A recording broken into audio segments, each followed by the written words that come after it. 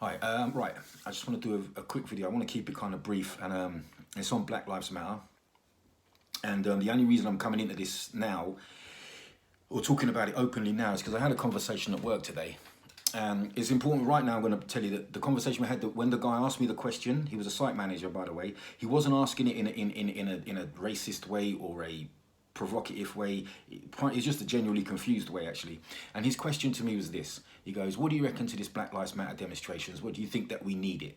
Do you think they do you think that they need them?"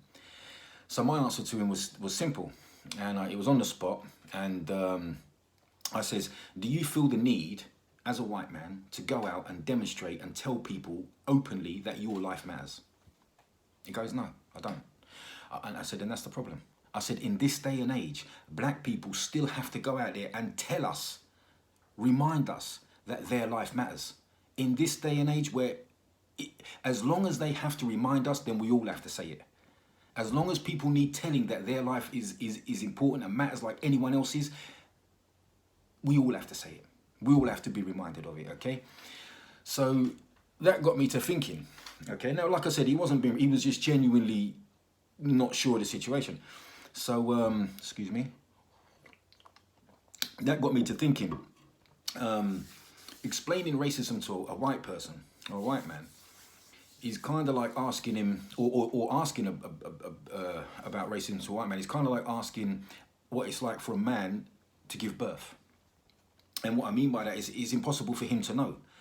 He can only speak about giving birth, about being in the room with his wife or a female that is giving birth, and he can see it from his paradigm from the outside. He witnessing it. He can never experience that pain and that happening to him, because it's never happened to him like that, and it's impossible for it to happen to him like that in the times that we live in. So it really comes down to, like, firstly, white people have to, generally, not all of them, I mean, obviously there's many, wide awake white people, they have to admit and recognize the problem, that there is racism in this country and in this world, okay? It's not for white people like Boris Johnson or anybody else to say that this country isn't racist. It's not our position to tell you that this country isn't racist if you're black or brown or non-white. It's your position to tell us if it's racist, because you're the ones feeling that. It's not my position to say, "Oh, this country's not racist, bro. This country ain't racist." I'm not feeling it. You don't go to the dentist and the dentist tells you that your tooth don't hurt. You're the one in pain. You tell him, the dentist. You tell them your tooth hurts. It's not for him to tell you, okay? So first of all, white people have to realize that there is a problem, okay? And then you can start to move on it. Then you can start to, process it and white people can identify it and start working on that flaw, that problem.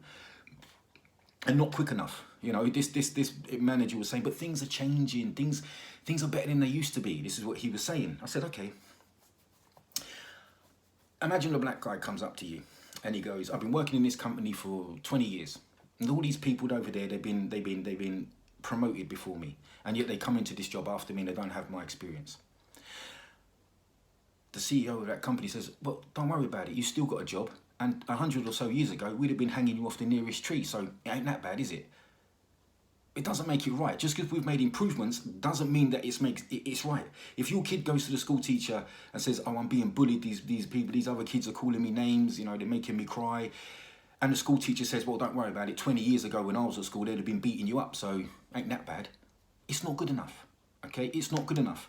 So we have to acknowledge there's a problem. Okay, firstly.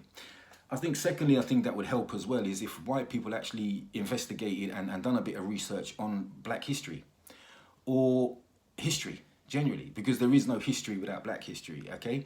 So what I mean by that is we're looking at black history, not the last 400 years. We need to look at the last 400 years, but that's about that much of black history. Black history is rich. It goes back thousands and thousands of years, and we're talking about massive civilizations, mathematics, literature, architecture. Most of what we know comes from black history, the Egyptian or the Kemetan Empire and things like this. So I think if white people research that, okay, excuse me, I'm a bit thirsty. I think if white people research that, they would stop looking at it as if we went there, it was our burden to civilize these people, and realize that these people would have definitely had civilizations far extending white European civilization. Okay, I think when you start looking at it like that, you start putting this into perspective. Anyway, not going to rant too much. Listen, my opinion on this is any of my pals out there that know me, they don't have to be black or white or non-white. They all know who I am. I don't have to justify anything to them. You know, love beats hate and knowledge beats ignorance. So